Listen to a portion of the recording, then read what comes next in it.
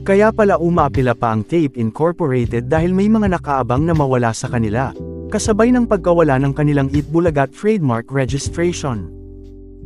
Ito pala ang dahilan kung bakit hanggang ngayon ay hindi pa rin magawang respetuhin at tanggapin ng Tape Incorporated ang desisyon ng Intellectual Property Office of the Philippines, at kung bakit sinasabi ng kanilang bagong attorney, na si Attorney Paulo Contis, na hindi nila babaguhin ang pangalang Eat Bulaga hanggat walang utos ng korte.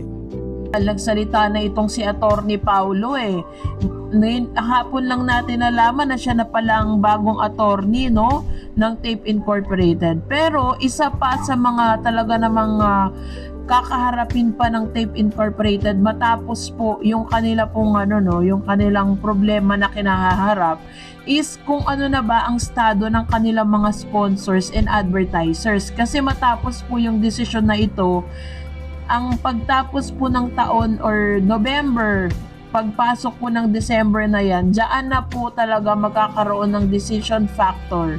Magkakaroon na po ng desisyon ang mga advertisers if they will going to continue na magpa-advertise dito po sa isang programa na wala namang kasiguraduhan kung magpapatuloy pa.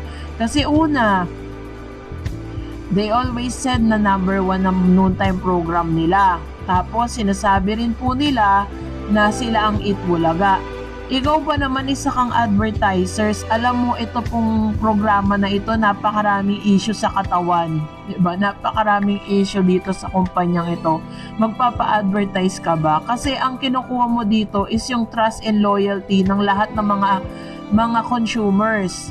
So, ikaw ba na isang advertisers ay magpapa-advertise doon sa isang aktor o isa pong programa na alam mong hindi pinagkakatiwalaan ng publiko? So, doon pa lang po is talagang papasok na dito yung kontrata na kung saan sinasabi malakas po ang bulong-bulungan na marami na po ang magpo-pull out ng mga advertisers pagkatapos na inilabas ng IPO ang kanilang desisyon.